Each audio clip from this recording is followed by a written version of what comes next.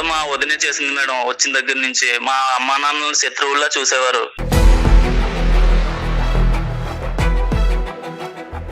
అమ్మా నాన్నలు అన్నయ్య ఎప్పుడైతే హైదరాబాద్ వచ్చారో తర్వాత వాళ్ళు బెంగతో వాళ్ళు చనిపోయారు సార్. వాళ్ళు వదిన కారణంగా అలా దిగజారిపోయాడు. తల్లిదండ్రుల్ని పక్కన పెట్టేసి అత్తమామలే నా తల్లిదండ్రులు అనేంతగా ఎదిగిపోయాడు మా అన్నయ్య.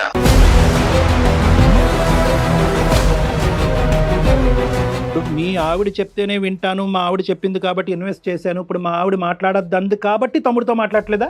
నా భార్య చెప్పండి నేనేం చేయలేను సార్. లేదన్నయ్య, పని లేకుండా ఎవరున్నారో అందరూ పని చేసుకుంటారు. 2 నిమిషాలు ఫోన్ మాట్లాడలేవన్నయ్య నువ్వు. మా బిజీలో మేము ఉంటాం రా. కొద్దిగా సాయం చేయి, నేను బాగా నష్టాల్లో ఉన్నాను. సాయం చేయాలంటే వదిన దగ్గరికి వెళ్ళి రిక్వెస్ట్ చేసుకో. ఈ రోజు మన తల్లిదండ్రులు నాతో లేరంటే దానికి కారణం ఎవరు? వదిన వచ్చి ఈ కుటుంబాన్ని విడగొట్టడం వల్లే కదా. కొంచెం ఎక్కువ మాట్లాడుతున్నావు. చనిపోయారు. కొంచెం ఎక్కువ మాట్లాడుతున్నారా? నిజమైతే నువ్వు అదార్తిగా వచ్చి మా మీద కూర్చుని ఇస్తావా చస్తావా అన్నట్టు డిమాండ్ పెడతావేంటి? రోడ్డు మీద కుక్క పట్టిల్లా తిరిగి నీకున్న డబ్బుల్ని పోగొట్టుకుని ఏదో బిజినెస్ చేసి నువ్వేమో కంగాలు చేసుకుని ఈ రోజు నా మీదకి వస్తే నేనేం చేయాలి?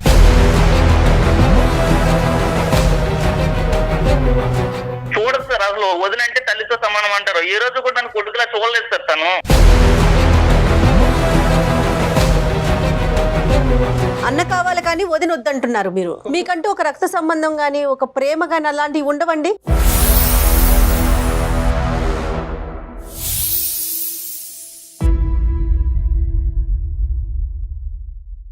సుమన్ టీవీ సమర్పించు అందమైన జీవితానికి స్వాగతం. నమస్తే కళ్యాణ్ గారు. నమస్తే జయ గారు. మురళి అని మనకు ఒక పర్సన్ మెయిల్ చేశాడండి. అన్నదమ్ముల మధ్య ఏదో చిన్న ఇష్యూ నడుస్తా ఉంది. తను బిజినెస్ చేసుకోవాలనుకుంటున్నాడు. తమ్ముడు మనకి మెయిల్ చేసింది మురళి. ఆ బిజినెస్ కు సంబంధించి అన్న ఏదన్నా ఫైనాన్షియల్ గా సపోర్ట్ చేస్తే నేను ముందుకెళ్తాను, నాకు మా అన్న సపోర్ట్ కావాలి ఫైనాన్షియల్ గా అనేది ఇష్యూ అండి. సో మెయిల్ చేశాడు, డీటెయిల్ గా పెట్టాడు. బట్ మీ సలహా సూచన తనకి కావాలని చెప్పేసి అడుగుతున్నాడు. అందుకని చెప్పి నేను అతనికి కాల్ చేస్తానని చెప్పానండి. ఒకసారి కాల్ చేద్దాం. కొద్ది విచిత్రంగా ఉంది. అతను అడగకుండా మన ద్వారా అడిగించటం అనేది ఏదో ఒక ఇమోషనల్ సెంటిమెంటల్ ఇష్యూ అయితే ఉంటది. అది బహుశా అతను ఫేస్ చేసి డైరెక్ట్ గా అడగలేకపోతున్నాడు. అవును, డబ్బు ఎవరినైనా మార్చేస్తుంది కళ్యాణ్ గారు, కాదంటారా? అవును మేడం, ఎలాంటి బంధాన్నైనా. అవును. మురళి అండి. అవును మేడం. నేను జయానండి, అందమైన జీవితం ప్రోగ్రామ్ నుంచి కాల్ చేస్తున్నాను. నమస్తే మేడం. నమస్తే మురళి గారు. మీ మెయిల్ చూశాను, డాక్టర్ గారికి కూడా నేను చెప్పాను, బ్రీఫ్ గా చెప్పాను. నాతో పాటు డాక్టర్ కళ్యాణ్ చక్రవర్తి గారు ఉన్నారు, ఒకసారి మాట్లాడతారా? సరే మేడం. యా, ఒకసారి చెప్పండి. మురళి నమస్తే. మురళి నమస్తే సార్. ఎంత మురళి, ఏజ్ ఎంత మీది, ఎక్కడ ఉంటారు? మాది తుని దగ్గర సార్. మాది. Okay okay. మీరేం చేస్తూ ఉంటారు? ప్రెసెంట్ అయితే బిజినెస్ లాస్ వచ్చి ఖాళీగానే ఉన్నాను సార్. అయ్యో, మీ వయసు ఎంత మురళి?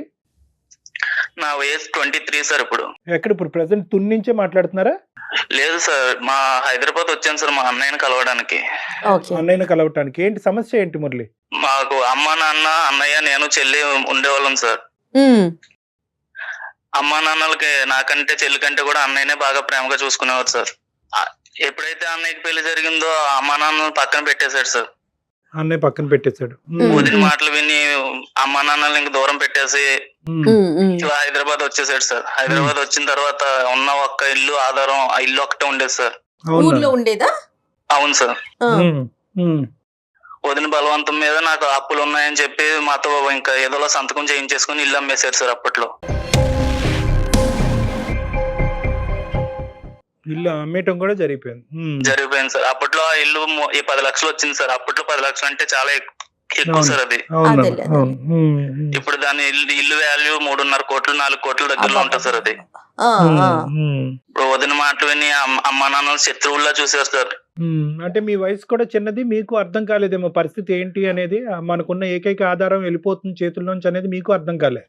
అప్పుడు అర్థం కాలేదు సార్ నాకు. అమ్మా నాన్నలు పెట్టమన్నారు కదా అని చెప్పి పెట్టేశాను సార్ నేను సంతకం. మీ వాటా మీకు వచ్చింది, అందరికి వాటాలు సమానంగా పంచుకున్నారా మురళి గారు? పెద్దోడు కదా సార్, అన్నయ్య కొద్దిగా ఎక్కువ ఇచ్చారు సార్. చెల్లికి నాకు అమ్మా నాన్నలు ఉన్నారు కదా అని చెప్పేసి నేను అప్పట్లో మనీ గురించి పెద్దగా పట్టించుకోలేదు సార్. అమ్మా నాన్నలే చూసుకున్నారు. వాటా అప్పుడు సరిగ్గా వచ్చిందో కూడా నాకు పూర్తిగా తెలియదు సార్. లెక్క తెలియని వయసులేండి. ఆ, ఆ. సరే మురళి, తర్వాత ఏమైందన్న? ఇప్పుడున్న పరిస్థితి ఏంటి? తర్వాత వచ్చిన డబ్బులతో బిజినెస్ చేశాను సార్. బిజినెస్ లాస్ వచ్చింది. చదువుకోలేదా మీరేమీ? పెద్దగా అయితే ఏం చదువుకోలేదు సార్. ఇంకా అన్న వెళ్ళిపోయిన తర్వాత ఇంటర్ అయింది సార్ నాది. ఏంటి, ఏ బిజినెస్ ఇది మీరు చేసేది? చికెన్ షాప్ పెట్టాను సార్. ఓకే, లాస్ వచ్చిందా? అవును సార్, ఉందా? ఫ్రెండ్స్ తో లాస్ వచ్చింది. ఉందా, మూసేశారా? ప్రెసెంట్ మూసేసాను సార్, ఇంకా అప్పుల్లో ఉండడం వల్ల. సరే సరే, మాకెందుకు చేశారు నాన్న? ఈ విధంగా అప్పుల్లో ఉన్నాం సార్. నా భార్య బిడ్డలు అది ఇప్పుడు ఏం చేయాలో అర్థం కావట్లేదు సార్. మా అన్న అయితే ఉన్నాడు కదా హైదరాబాద్ లో అని చెప్పి పెళ్లి కూడా వచ్చాను సార్, ఏమన్నా హెల్ప్ చేస్తాడేమో అని. మీరు చెప్తే సహాయం చేసే పరిస్థితిలో లేడా అన్నయ్య? అన్న అయితే ఇప్పుడు చాలా బాగున్నాడు సార్ ఇప్పుడు. కాకపోతే నాతో అయితే సరిగ్గా మాట్లాడట్లేదు సార్ ఇప్పుడు. మాట్లాడలేదు. ఎన్ని సంవత్సరాల నుంచి మాటలు లేవు మీకు? దాదాపు 1.5 years నుంచి సార్. అమ్మ నాన్నతో మాట్లాడుతున్నాడా? అది కూడా లేదా?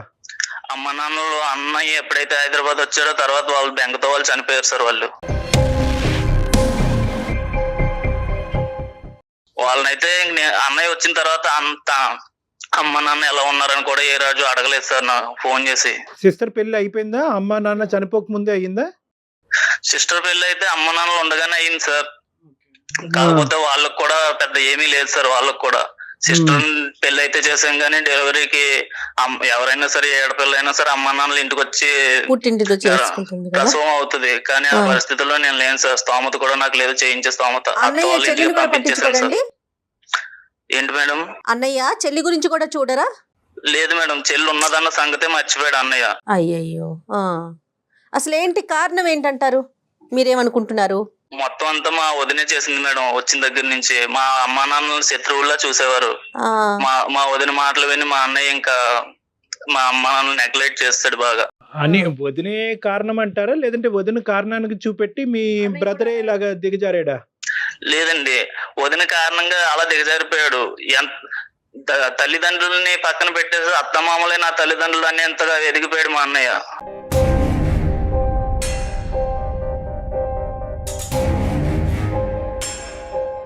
ఇప్పుడు 1.5 years బట్టి నీకు బిజినెస్ లో లాస్ రాలేదు కాబట్టి నువ్వు కూడా అన్నయ్య వరకు మాట్లాడలేదు. ఇప్పుడు బిజినెస్ లో లాస్ వచ్చిన తర్వాత మళ్ళీ అన్నయ్యతో కమ్యూనికేట్ చేయడానికి ప్రయత్నం చేస్తున్నారు. మరి అతను కూడా అనుకోవచ్చు కదా, ఇప్పుడు అమ్మ నాన్న చనిపోయిన తర్వాత నేను ఇంటికి పెద్ద డబ్బుల వరకు అయితే కనుక నా దగ్గరికి వస్తున్నాడు, లేదంటే మధ్యలో నన్ను కానీ నా భార్యను కానీ పట్టించుకోవట్లేదని మీ అన్నయ్యకి కూడా ఒక ఫీలింగ్ ఉండొచ్చేమో. లేదు సార్, నేను చాలా సార్లు మధ్యలో ఫోన్ చేశాను ఎలా ఉన్నామని ఫోన్ చేయడానికి. నా ఫోన్ అసలు లిఫ్ట్ చేసేవాడు కాదు సార్, నెగ్లెక్ట్ చేసేవాడు. సరే సరే, కేవలం ఇది ఒక డబ్బు రీత్యా మాట్లాడాలనే ఉద్దేశంతో మాకు కాంటాక్టా, లేదంటే అన్నయ్య ఎందుకు ఇలా ప్రవర్తిస్తున్నాడు అనే ప్రశ్నకి జవాబా, లేదంటే అన్నయ్య అన్నదమ్ములు మళ్ళీ అక్క చెల్లు వీళ్ళంతా అనుబంధం మళ్ళీ బాండింగ్ ఏర్పడుతుంది అనే ఆలోచనతో చేశారా? ఈ మూడిట్లో దేని గురించి మాకు చేశారు? బాండింగే సార్. నా అన్నయ్య నాకు కావాలి. ఇది ఒకట్లో మా అన్నయ్యతో నేను ఎలా ఉన్నానో అలా నాతో మాట్లాడాలి మా అన్నయ్య. అదే, అప్పుడు అక్కడి వరకు మనం తేలిస్తే సరిపోతుందా, లేదంటే అక్కడి వరకు వచ్చినటువంటి అన్నయ్య నష్టాల్లో కూరుకుపోయినటువంటి తమ్ముడిని కూడా తేలేయాలి కాబట్టి ఆర్థికపరమైనటువంటి సహాయ సహకారాలు కూడా అందించాలనే రిక్వెస్ట్ కూడా అడగాల? ఎందుకంటే అది వేరే యాంగిల్, ఇది వేరే యాంగిల్. అది ఆర్థిక పరంగా నేను ఇప్పుడు చాలా స్ట్రగుల్ లో ఉన్నాను సార్. నేను అది కూడా మా అన్నయ్య నాకు చాలా హెల్ప్ చేస్తారని నమ్మి ఇక్కడ వరకు వచ్చాను సార్. అది కూడా కొద్దిగా సాయం చేయాలి సార్ మీరు. ఒకసారి మాట్లాడదామా బ్రదర్ తో అండి? సరే మేడం. ఇక్కడ యూజువల్గా ఏమవుతుందంటే మేడం, ఇక్కడ ఇప్పుడు ట్రయాంగిల్ అయిపోతుంది. ఇక్కడ ఏంటంటే ఇప్పుడు ఆడవాళ్ళ సబ్జెక్ట్ కూడా వస్తుంది ఇక్కడ. ఎందుకంటే ఇప్పుడు అన్నయ్య ఒక్కడు ఒప్పుకుంటే సరిపోతుందా, లేదంటే అన్నయ్య ఒప్పుకోవటమే కాకుండా వదిన కూడా ఒప్పుకోవాలా? ఇప్పుడు ప్రతిదానికి వదినకి ఆవిడ పాత్ర అసలు నిజంగా ఎంత ఉంది, ఇతను ఎంత వరకు కరెక్ట్ చెప్తున్నాడు? ఒకటే మేడం, సమాజంలో ఎప్పుడు కూడా ఈ అనుబంధాలు ఆడవాళ్ళని ఇటువంటి అంశాల్లో ఎక్కడ పెట్టాలో అక్కడ పెట్టాలి. జోక్యం చేసుకుంటే ఇలాగే ఉంటుంది వ్యవహారం. ఆడవాళ్ళని తప్పుపట్టే ఉద్దేశం మనం కాదు, కానీ ఎక్కడికక్కడ ఆ గీతలు అనేటటువంటిది క్లారిటీ ఉంది. పెళ్ళైనప్పుడే నా కుటుంబ సభ్యులు ఇది, వాళ్ళు ఎంతవరకు నా మీద డిపెండ్ అవుతారు, ఇమోషనల్ గా ఫైనాన్షియల్ గా ఎంతవరకు డిపెండ్ అవుతారు, నీ భారీగా నీకు ఈ స్థానం ఇస్తున్నాను, నువ్వు ఎక్కడి వరకు జోక్యం చేసుకోవచ్చు చేసుకోకూడదు అనేది గీతలు కరెక్ట్ గా ఉండాలి. రెండు వైపులా ఉండాలి. రెండు వైపు ఇటు ఉండాలి అటు ఉండాలి. వాళ్ళు ఎంత వరకు ఉండాలి, వీళ్ళు ఎంత వరకు ఉండాలి. దయచేసి లైన్ లో వేచి ఉండండి. హలో అన్నయ్య. చెప్పరా, ఎలా ఉన్నావు అన్నయ్య? బాను. ఏంటి ఇలా ఫోన్ చేసావు? లేదు, సార్ మాట్లాడతారంటే కళ్యాణ్ చక్రవర్తి గారు. ఎవర్రా సార్? కాదు, అతని పేరేంటన్నా? మా ఆయన అన్నయ్య పేరు రవితేజ్ అండి. నమస్తే అండి రవితేజ్ గారు. రవితేజ్ గారు సార్ నమస్తే. మీ తమ్ముడు మీకు పెద్ద షాక్ ఇచ్చినట్టున్నాడు, చెప్పబెట్టకుండా మా దగ్గర నుంచి ఫోన్ కలపటం. అది ఏం లేదు, అతను ఇప్పుడు మీ ఇద్దరి మధ్యన కమ్యూనికేషన్ పోయిందంట. అతను బాధ చెప్పుకోవటానికి కానీ అటువైపు అమ్మ నాన్న లేరు, ఎవరు లేరు. ఇప్పుడు ఫ్యామిలీతో పాటు ఆల్రెడీ ఫ్యామిలీతో పాటు ఉన్నాడంట. బిజినెస్ అనేటటువంటి దాంట్లో ఊబిలో కూరుకుపోయాడంట. సరే, ఫైనాన్షియల్ అంశం అనేది పక్కన పెడితే కనుక మోరల్ సపోర్ట్గా ఉండవలసినటువంటి మా ఏకైక దిక్కు మా అన్నయ్య ఒక్కడేనండి. అతని వరకు రీచ్ అవడానికి నాకు ఏ దారి కనిపించట్లేదు, మీరు తప్ప అని చెప్పి మాకు ఫోన్ చేసేటప్పటికి మేము ముందే చెప్పాం. అది కాదయ్యా, మేము మాట్లాడటం ఏంటి మీ అన్నదమ్ముల మధ్యన, నువ్వు డైరెక్ట్గా ఇంటికి వెళ్ళు లేదంటే ఫోన్ చేయంటే అసలు ఆ అన్నయ్య నన్ను ఎంటర్టైనే చేయట్లేదండి, నా పరిస్థితి ఇలా ఉంది, నన్ను కాపాడండి సార్ అని అనుకుంటూ మాకు చేస్తే సరే అని చెప్పి మీకు కలపమని చెప్పాం. మేము సుమన్ టీవీ అందమైన జీవితం నుంచి మాట్లాడుతున్నాం అండి. నా పేరు డాక్టర్ కళ్యాణ్ చక్రవర్తి, నేను మానసిక వైద్య నిపుణుని ప్లస్ రిలేషన్షిప్ కౌన్సిలర్. సో మీకు ఓకే అంటే మీతో ఒక 2 నిమిషాలు మాట్లాడతాం మేము. మాట్లాడండి. రైట్. కాదు, ఇప్పుడు ఏంటి రవితేజ గారు, ఇప్పుడు ఏంటి మీ ఇద్దరి మధ్యన సమస్య? ఎందుకు మీ బ్రదర్కి మీకు మధ్యన ఇన్ని నెలలు బట్టి మాటలు లేవు? ఫోన్ చేస్తే డబ్బులు అడుగుతాడండి. ఫోన్ చేస్తే డబ్బులు అడుగుతాడు. అవసరం ఉండి అడుగుతాడా, అవసరం లేకపోయినా అడుగుతాడా? ఏమన్నా పాడు చేస్తున్నాడా ఏంటండి, మీరేమనుకుంటున్నారు? నాకు ఆటోలో వచ్చిన డబ్బులతో నేను ఒక బిల్డింగ్ కొనుక్కుని బిజినెస్ చేసి పొజిషన్ లో ఉన్నా. ఓకే, సంతోషం. వాడు మాత్రం ఆ డబ్బులంతా రోడ్ల నంబర్ తిరిగి బొక్క పచ్చడిలో పోగొట్టుకున్నాడు.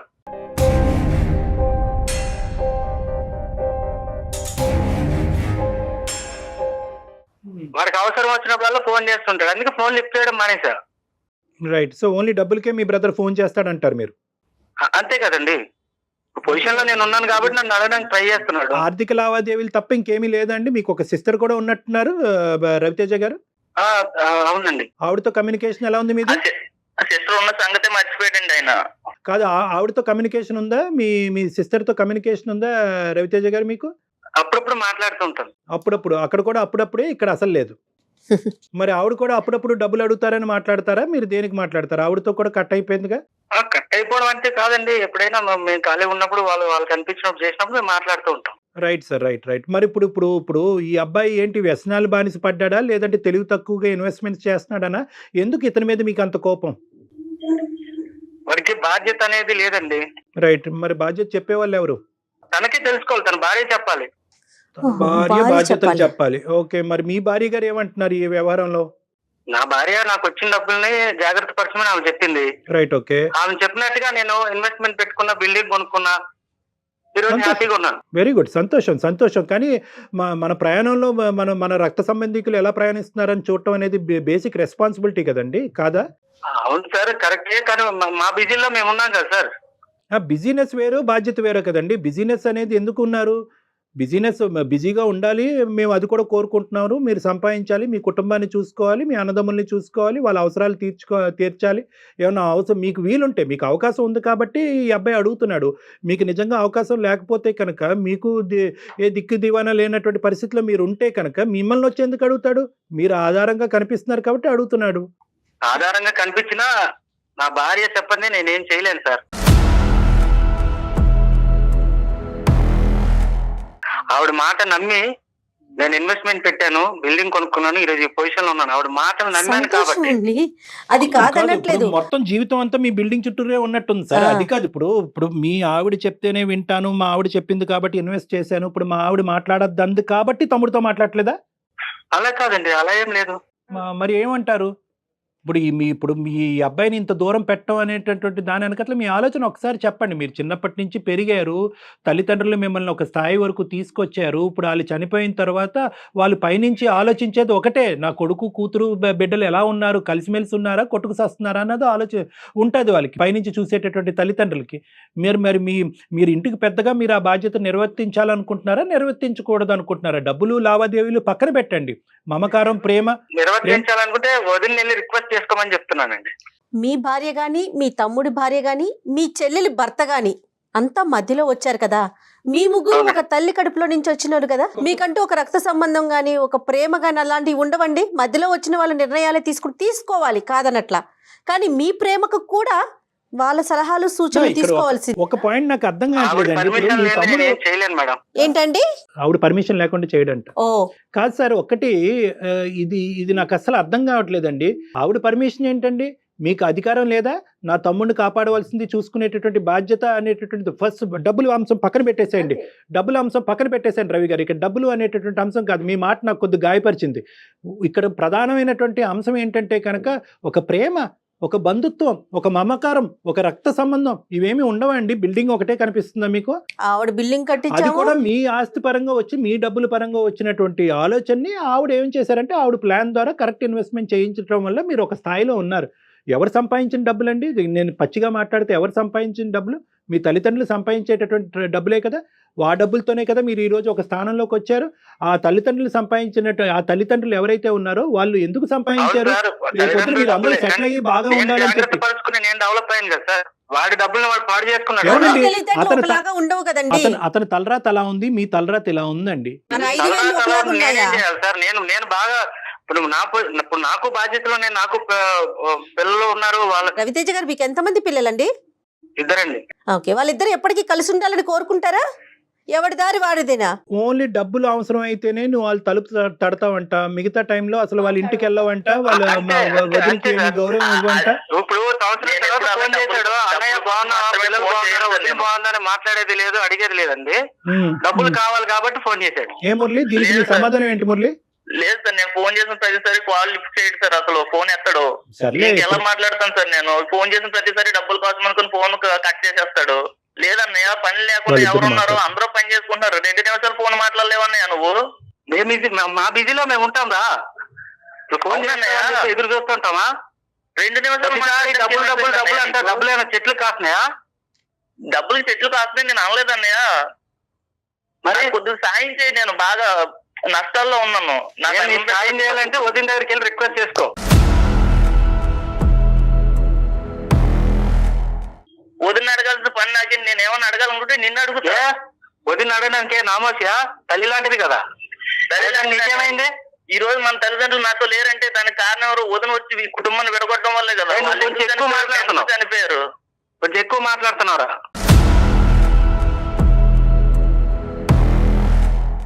వదినికి రెస్పెక్ట్ ఇచ్చేది లేదు, అన్నయ్యకి రెస్పెక్ట్ ఇచ్చేది లేదు. పెద్ద చిన్న లేకుండా ఏది పడితే నోటుకొచ్చి మాట్లాడుతున్నావు.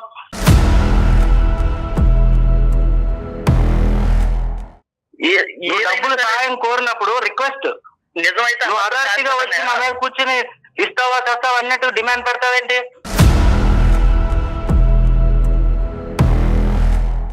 ఇంత వయసు వచ్చిన తర్వాత నీకు వ్యాపారాలు పెట్టాలా? లేలే, ఒక్క నిమిషం. మనం డబ్బులు అనే సబ్జెక్ట్ మాట్లాడుకునే ముందు ఏమండి, ఇది ప్రధానంగా ఏంటంటే కుటుంబ రీత్యా ఏర్పడేటటువంటి మానసిక పరమైనటువంటి సమస్యలకు సంబంధించింది. లీగల్ మ్యాటర్స్ కానీ డబ్బులు సంబంధించినటువంటి ఓకే సహాయం చేయాలి అనే ఉద్దేశం ఉంటే కనుక మీరు సహాయం చేయొచ్చు రవి గారు. కాదు కూడదు అంటే కనుక లేదు. అంతేగాని వదిన అడిగితే చేస్తుంది, వదిన చెప్తే చేస్తుంది అనేటటువంటి అంశం ఇక్కడ అసలు బాలేదు. అది నెంబర్ 1. నెంబర్ 2, నేను ఇంకా కంప్లీట్ అవ్వలేదు. మాట విన్నాను కాబట్టి నేను బాగుపడ్డానని నమ్మకంతో నేను చెప్తున్నాను సార్. భార్య మాటలు విని బాగుపడ్డ వాళ్ళు ఉన్నారు కానీ చెడిపోయిన వాళ్ళు ఎవరైనా ఉన్నారా చెప్పండి. మాట విన్నాను కాబట్టి నేను ఈ పొజిషన్ లో ఉన్నానని చెప్తున్నా. ఒకే ఒక పాయింట్, మీ భార్య గురించి మేము ఇక్కడ మాట్లాడే హక్కు మాకు లేదు. ఆవిడ హెల్ప్ చేస్తే కనుక మీరు ఈ స్థాయిలో ఉన్నారు అనేటటువంటిది పచ్చి నిజం. దానికి మీరెంత ఆనందిస్తున్నారో మేము అంతే ఆనందిస్తున్నాం. దాంట్లో ఎటువంటి తప్పుదేం లేదు. కానీ ఏంటంటే మీరొక్కలే బాగుపడాలి, మీరొక్కలే పైకి రావాలి, మీ కుటుంబాన్ని నిలదొక్కోవాలి అనేటటువంటిది స్వార్థం. బహుశా మీ భార్య ఆ ఉద్దేశంతో అయితే మాత్రం మిమ్మల్ని ఈ పరిస్థితి వరకు తీసుకొచ్చి ఉండదు. ఆవిడతో మనం మాట్లాడలేదు. ఆవిడ ఒపీనియన్ గురించి ఇక్కడ అభిప్రాయ భేదాలు వద్దు. ఇక్కడ నేను మురళీకి ఏమని చెప్తున్నానంటే, నువ్వు తొందరపడి ఇలాంటి పదాలు వాడటం వల్ల దానిలో మమ్మల్ని భాగస్వామ్యం చేసి మీడియేషన్ చేయండి, నాకు హెల్ప్ చేయండి అంటే మేము చేయలేం. వదిని విడగొట్టింది, ఎందుకయ్యా ఈ పెద్ద పెద్ద మాటలు? వదిన వల్ల అమ్మా నాన్న చనిపోయారు, ఎందుకయ్యా ఈ పెద్ద పెద్ద మాటలు? వదిన లేకపోతే కనుక మన ఇద్దరం కలిసి ఉండేవాళ్ళము, ఎందుకయ్యా ఈ పెద్ద పెద్ద మాటలు? సో ఇక్కడ కూడా నిన్ను కూడా నువ్వు నియంత్రించుకోవాల్సినటువంటి అవసరం ఉంది. ఆవిడతో మనం మాట్లాడకుండా, ఆవిడెవడో చూడకుండా ఆవిడని రాక్షసి కింద ఇక్కడ చిత్రీకరించడం అనేటటువంటిది ఒక పబ్లిక్ వేదిక మీద కరెక్ట్ కాదు. ఆవిడ ఖచ్చితంగా ఆ కుటుంబానికి హెల్ప్ చేసింది. మంది ఒకే యాంగిల్. ఎప్పుడు వేరు చేసి నా భార్యను దూరం పెట్టి కుటుంబం నుంచి వేరు చేసే మాట్లాడతారు. ఆమె ఒక బూచిలాగా ఆమె మొత్తం చేసింది అన్నట్టు. తెలియక మాట్లాడుతున్నాను, అందుకే సరిదిద్దే ప్రయత్నం చెప్తున్నాను. లేదన్నయ్య, ఎప్పుడైనా సరే మన అమ్మా నాన్నలు వదిన ఎప్పుడు శత్రువుల్లాగా ఎదురు పడితే పక్కకు వెళ్ళిపోయేవారు అన్నయ్య. నువ్వు ఎప్పుడు చూసుండో వదిన మాటలే నమ్ముతావు. నువ్వు అమ్మ నాన్నలు ఎప్పుడన్నా పట్టించుకున్నావు పెళ్లి అయిన తర్వాత? మళ్ళీ అట్లీస్ట్ వాళ్ళు ఏం చెప్తున్నారు అది విన్నావా ఏ రోజు అన్నాను? మురళి, ఒక్క ఇంపార్టెంట్ పాయింట్ చెప్తాను. ఈ రోజు మీ అమ్మ నాన్నగారు ఇక్కడ ప్రత్యక్షంగా లేరు. ఓకే, ఇక్కడ వాళ్ళు ఏ ఒపీనియన్ తో ఉండేవారో, వదిన ఏ అభిప్రాయం ఉందో, వాళ్ళిద్దరి మధ్య ఏ భేదాభిప్రాయాలు అనేటటువంటిది అంతా కూడా గతం గత. ఈ రోజు దాని గురించి మాట్లాడుకోవద్దు. అక్కడ అమ్మ నాన్న తప్పు ఉండొచ్చు, వదిన తప్పు ఉండొచ్చు, ఇద్దరిది తప్పు లేకుండా ఉండొచ్చు, అదంతా పక్కన పెట్టండి. ఈ రోజు ప్రత్యక్షంగా ఏంటంటే అన్నదమ్ముల మధ్యన ఉండే అనుబంధాన్ని వదిన మధ్యలో దూరి విడదీస్తుందా అనేటటువంటి సబ్జెక్ట్ గురించి మనం మాట్లాడుకుంటున్నాం. అది కానప్పుడు దానికి నీకు నిదర్శన ఆధారం లేనప్పుడు మీ వదిన్ని ఇంకో విధంగా చిత్రీకరించి పెయింట్ చేసి చూపెట్టడం అన్నది కరెక్ట్ కాదు. మీ అన్నయ్య ఏమంటున్నాడు, నన్ను ఎంత గౌరవిస్తున్నావో అంతే గౌరవం వదినకి ఇవ్వండి, వదిన తల్లి లాంటిదని అంటున్నావు. తప్పే ఉంది ఆ మాటలో. ఎన్నిసార్లు నువ్వు మీ అన్నయ్యకి ఫోన్ చేస్తే మీ అన్నయ్య కట్ చేసాడని అంటున్నావు. ఎన్నిసార్లు నువ్వు వదినకి ఎందుకు ఫోన్ చేయలేదు? మీ వదినకి ఫోన్ చేయొచ్చుగా, తల్లేగా. నువ్వు ఎందుకు మీకు తెలియకుండానే మీ వదిన మీద ఒక గ్రడ్జ్ పెంచుకున్నావు నువ్వు? లేదు సార్, ఇప్పటి వరకు మా వదిన అసలు నన్ను చూడదు సార్. అసలు వదిన అంటే తల్లితో సమానం అంటారు. ఈ రోజు కూడా నన్ను కొడుకులా చూడలేదు సార్ తను. నువ్వు వెళ్ళి ఎప్పుడైనా అడిగావా, సాయం అడిగావా? నీ భార్య ఇప్పుడు మురళిని చాలా ఇదిగా చూసేది, మీ తమ్ముడిని అసలు ఇదిగా పట్టించుకునేది కాదు అనే విధంగా ఏమైంది ఏంటి అనేది నమ్మను సార్. మీరు నమ్మరు? అది నేను నమ్మను. వాడు అలా చెప్తా ఉంటాడు. పరాయి వాళ్ళు అయిపోయారు మేడం, వాళ్ళ అత్తమామలే వాళ్ళకి తల్లిదండ్రులు అయిపోయారు తర్వాత. అవన్నీ మాట్లాడకూడదు మురళి. నీ అదుపులో నువ్వు మాట్లాడితే సమస్యకు పరిష్కారం వస్తుంది, లేదంటే సమస్య జటిలం అవుతుంది. దయచేసి అర్థం చేసుకొని, నీకు అంత అనుభవం లేదు, అంత వయసు లేదు. రోడ్డు మీద ఒక్క పట్టిలా తిరిగి నీకున్న డబ్బుల్ని పోగొట్టుకుని ఏదో బిజినెస్ చేసి నువ్వేమో కంగారు చేసుకుని ఈ రోజు నా మీదకి వస్తే నేనేం చేయాలి? నేనేం చేయలేను సార్. తనే ఇల్లు అడగమంటున్నాను వాడిని. తెలియనప్పుడు అట్లయితే అమ్మేశారన్న ఆ ఇల్లు కానీ ఇప్పుడు ఉంటే నా పరిస్థితి బాగుందన్న. నీ అంత కాకపోయినా సరే వాడిని. సార్ ఒక మాట, ఇప్పుడు ఒకవేళ వీడికి డబ్బులు ఇచ్చినా, ఇన్వెస్ట్మెంట్ పెట్టినా, వ్యాపారం పెట్టినా గతంలో లాగా పోగొట్టుకోకుండా ఉంటాడని గ్యారంటీ ఏమైనా ఉందా సార్? గ్యారంటీ లేదు. కాబట్టే ఆ తల్లిదండ్రులు గీసేటటువంటి గీత, ఆ కోచింగ్ ఏదైనా చేయాలి అంటే అన్నయ్యగా మీరు బాధ్యత. నమ్మకం లేదు సార్ వీడి మీద. ఎప్పుడు ఇంటికి పెద్ద కొడుకు అంటావు, ఇంటి కోసం నువ్వు ఏమైనా చేసేవన్నయ్యా? అది ఒకటి చెప్పు. ఈ రోజైనా పెద్ద కొడుకు అంటావు కదా, ఎప్పుడు నువ్వు ఇంటి కోసం ఏమైనా చేసేవా? ఇప్పుడు తమ్ముడు ఉన్నా, నువ్వు చూసుకుంటున్నావు అనే ధైర్యంతో మేము ఇక్కడ మా బీజీలో మేము ఉన్నాం, మా వర్క్ లో. చూడండి నువ్వేం చేసావు. చూడండి సార్, ఏదైనా అంటే ఇవి ఇలాగా దాటేస్తూ ఉంటారు ప్రతిదీ. కాదు ఒకటి మురళి నాన్న, చిన్నోడివి నువ్వు. నేను ఒక మాట చెప్తున్నాను, డబ్బులు అనేటటువంటి అంశం కాకుండా అన్న ఇలా బిజినెస్ పెడదాం అనుకుంటున్నాను, నీకు వచ్చినటువంటి ఆస్తిలో ఉండేటటువంటి భాగాన్ని నువ్వు ఈ విధంగా వాడుకుని సక్సెస్ఫుల్ అయ్యావు. ఒకప్పుడు నేను ఏ విధంగా చేస్తే బాగుంటుంది అనేటటువంటి టెక్నికల్ అడ్వైస్, ఇన్వెస్ట్మెంట్ పరమైనటువంటి అడ్వైస్ మీరు తీసుకోవాల్సినటువంటి, ఇప్పుడు తీసుకోవటం కాదు మేడం, తీసుకోవాల్సినటువంటి బాధ్యత అనేది చాలా మీ నెత్తి మీద కూడా ఉంది. ఇక్కడ ఇప్పుడు ఎలా ఉంది అంటే కనుక సబ్జెక్టు, నా అన్నయ్య అనేటటువంటి వాడు ఎప్పుడు గుర్తు వస్తుంది, అన్నయ్య పెద్దరికం అనేది ఎప్పుడు గుర్తు వస్తుంది అంటే డబ్బులు అవసరమైనప్పుడు, బిజినెస్లో కూరుకుపోయినప్పుడే గుర్తు వస్తుంది అనే భావం మీ అన్నయ్య వ్యక్తపరుస్తున్నాడు. ఆ భావం ఎక్కడి నుంచి వచ్చింది? మీ అన్నయ్య ఊహించుకుంటున్నాడా? ఊహించుకోవట్లేదు. అతను మీరేంటంటే పెద్దరికం అనుకుంటూ ఆ పెద్దరికానికి ఎటువంటి గౌరవం ఇచ్చారు?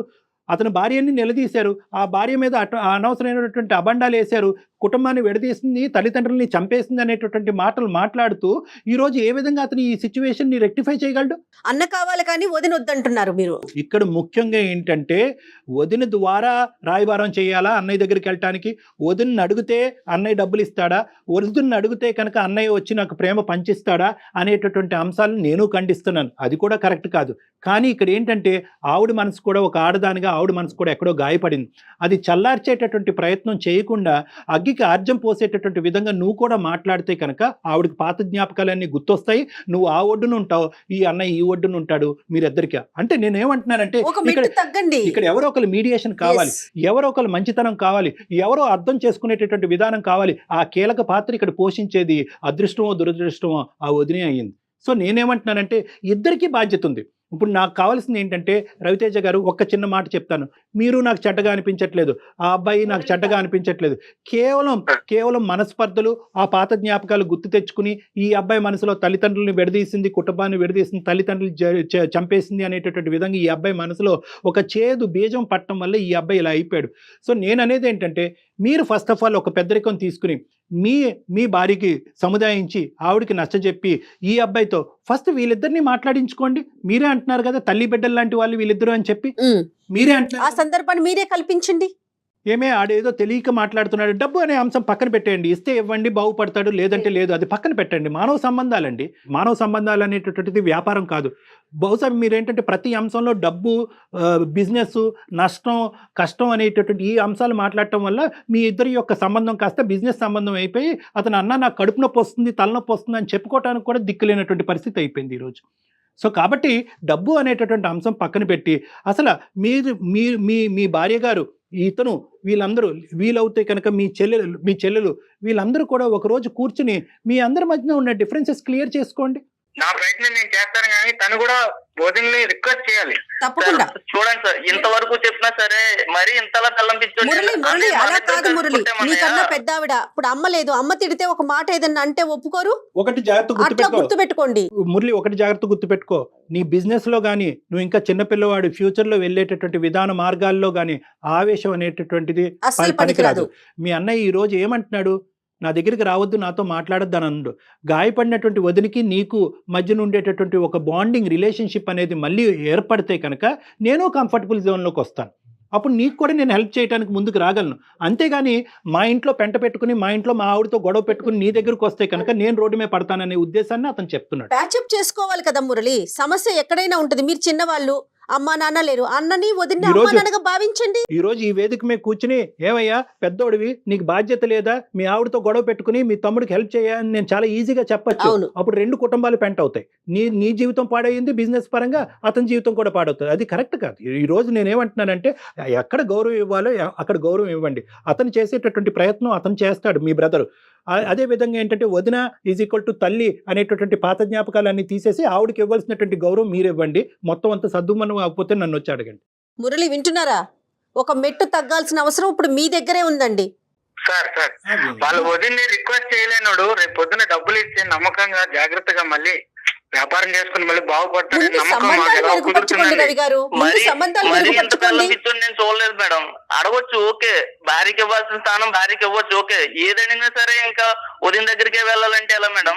వదిన దగ్గరికి వెళ్ళమంటలేదు నాన్న, నువ్వు కన్ఫ్యూజ్ అవ్వద్దు.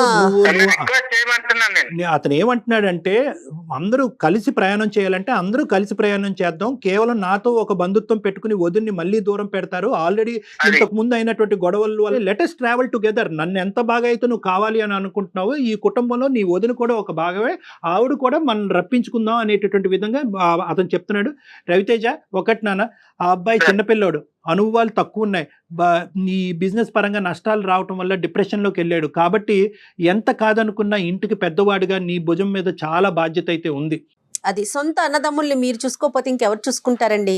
మన అన్నదమ్ముల్ని, మన అక్క చెల్లెల్ని మనం కదా చూసుకోవాలి. ఓకేనా? మీరిద్దరు మాట్లాడుకోండి, ఫస్ట్ ఇద్దరు మాట్లాడుకోండి. ఇలా ఫోన్లో కాదు, డైరెక్ట్గా కలవండి.